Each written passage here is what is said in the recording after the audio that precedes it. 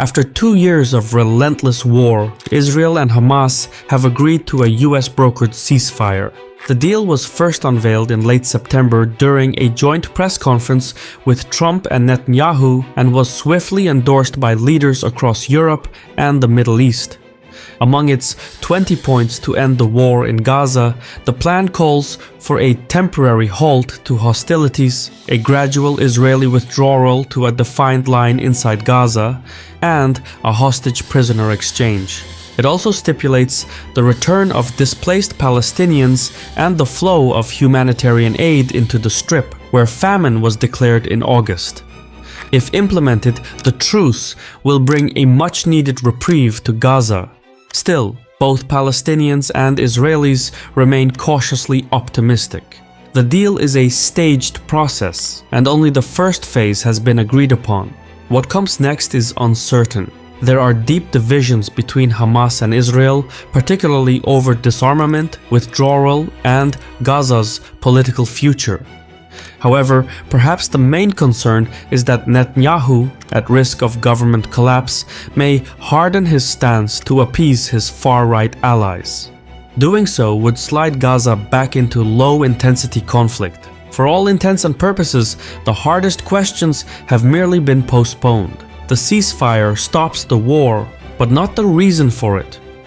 Trump's ceasefire is already showing cracks. Israeli forces have opened fire in Gaza, killing 3 people. But it's not just the IDF pulling the trigger. Internal clashes among Palestinian factions are also escalating. Israel's staged pullback to the Yellow Line is bound to leave a power vacuum in the Strip, and some armed clans are looking to exploit, including groups that previously collaborated with Israel to undermine Hamas. This is such a dense subject that it's almost certain to be framed differently by both legacy media and social media. To stay on top of things, I use Ground News, available as a website and an app. Its tools let me compare local and regional sources and see how different outlets present the same story from their own angles. This page from their daily briefing breaks down Gaza's clan wars. It explains what's happening, why it matters, and the key questions ahead. It even lays down the competing perspectives between Hamas and the Gaza clans. I can't stress enough how important this is, which is why I asked Ground News to sponsor this video. I use Ground News to connect the dots and form my own opinions, and I think that you'll find it invaluable too. Try it out for yourself by visiting ground.news/Caspian or scanning the QR code. Subscribing through this link gets you 40% off the Vantage plan, and it directly supports my channel. Thank you, Ground News. The link is below. The human cost of the Gaza war is staggering. More than 84,000 Palestinians have been killed, including tens of thousands of civilians, according to independent sources.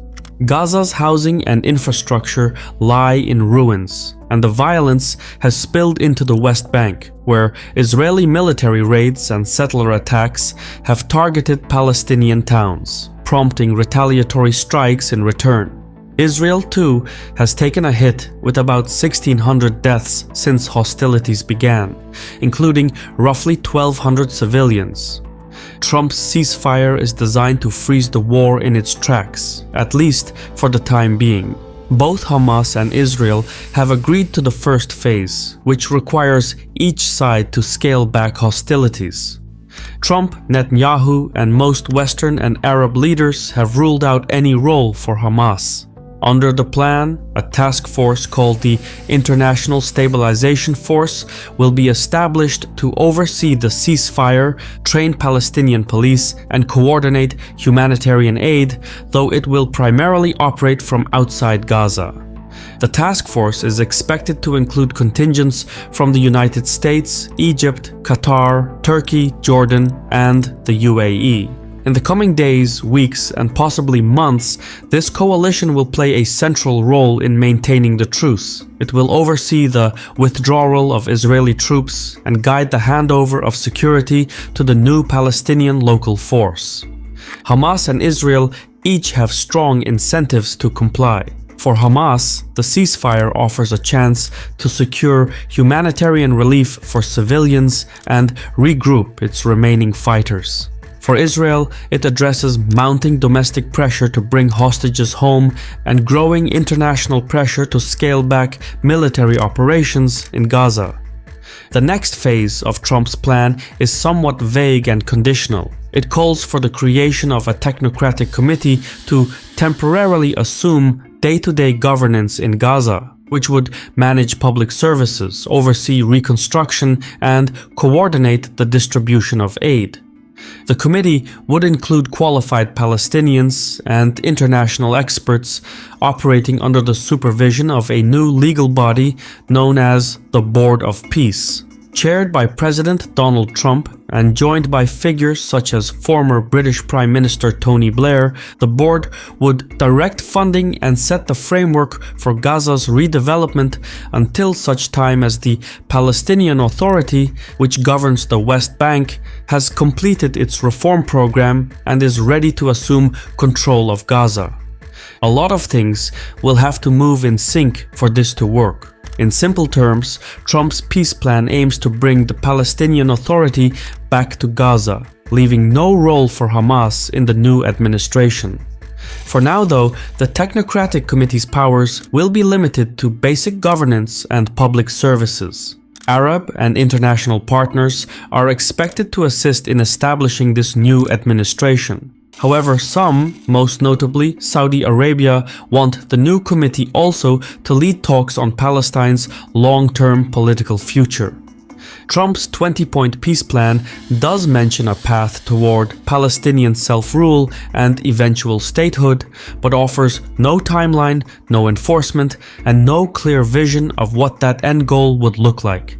And here, things go widely off track. Firstly, Hamas insists on a complete Israeli withdrawal from the Gaza Strip, but the ceasefire only requires Israel to pull back to the so-called Yellow Line. In practice, Israeli forces would still control the majority of the Gaza Strip, including key areas such as Beit Hanun, parts of Gaza City, Khan Yunis, and nearly all of Rafah. For Hamas, that's not good enough, and so they insist that every Israeli soldier leave the Gaza Strip in its entirety. Secondly, Hamas also wants a clear deadline for an independent Palestinian state and says it will only hand over power to a technocratic government supervised by the Palestinian Authority and backed by Arab and Muslim countries. It rejects any role for Trump, Blair, or foreign rule of Gaza, meaning the Board of Peace is effectively dead on arrival. On the other side, Netanyahu has ruled out any deal that leads to a Palestinian state. He insists that a full Israeli pullout is off the table and that Hamas must disarm before Gaza's post-war administration, in whatever shape or form, can even be considered. The central problem is sequencing. Israel wants disarmament first, politics later. Hamas insists on the reverse. And even though the group has been severely weakened after 2 years of fighting, Hamas is still believed to have around 15,000 fighters. So, even if it agrees to give up power, it's difficult to see Hamas disappearing completely. For all of these reasons and more, the future governance of Gaza will be a deeply contentious topic in the negotiations to come, particularly as Western and Arab governments push for the involvement of the Palestinian Authority and a two-state solution. Netanyahu stands at the center of Trump's ceasefire and its outcome. He leads a fragile coalition government, and there are questions over whether it will collapse as a result of the truce. Far-right members, including Finance Minister Smotrich and National Security Minister Ben-Gvir, have expressed opposition to Trump's peace plan and signaled that they could leave the coalition government. Netanyahu will do whatever it takes to keep his coalition intact. So once the hostage and prisoner releases are completed and the negotiations move to the next phase, starting talks on Gaza's political future, momentum could stall. This will give space for hardliners to derail the negotiations. Having met his main domestic goal of freeing the remaining hostages, Netanyahu could harden his stance on Hamas's disarmament, its leadership's exile, and stricter control over post-war Gaza, all while maintaining an IDF presence in the Strip. These preconditions would stall any momentum from the previous phase. As a result, the Israelis could begin carrying out regular ground raids and targeted strikes across Gaza, while effectively dividing the territory into smaller zones to stop Hamas from regrouping or rebuilding its forces. Ideally, Israel would want to create security corridors around and inside Gaza. We did a video about these corridors a year ago, and it's worth checking out even now. Israel's goal is to fortify these corridors with checkpoints, watchtowers, forward bases, and other surveillance tools. Using these security corridors, the Israeli army would be able to monitor any point in Gaza without necessarily occupying the entire territory. So, whenever Hamas fighters surface from underground and prepare to fire rockets, the Israelis would detect them in no more than a few minutes and launch a counterstrike. The Israeli leadership believes these corridors would make further Hamas transgressions improbable in the long term, or at least decrease the damage they can inflict. Meanwhile, the Palestinian civilian population would reside within smaller chunks of territory, each disconnected from the other. However, as much as the Israelis may prefer that outcome, they're not yet in a position to enforce it. With Trump's ceasefire, the situation in Gaza is likely to resemble the one in Lebanon, where stability rests on deterrence rather than peace. For context, Israel signed a ceasefire with Hezbollah in November 2024 that required the IDF to withdraw from all Lebanese territory within 60 days, pending Hezbollah's redeployment north of the Litani River. While Hezbollah did withdraw, Israel did not. To this day, the IDF maintains at least 5 outposts in southern Lebanon, where sporadic clashes remain a regular occurrence. A repeat of that is now likely for Gaza. Israel could tie its troop withdrawal and the flow of aid to Hamas's disarmament and removal from power. However, since Hamas is unlikely to budge, the truce could thus give way to another cycle of conflict by early 2026, albeit limited to low-intensity skirmishes. For now, the guns have fallen silent over Gaza, but peace is not the same as quiet. I've been your host Shirvan from Caspian Report.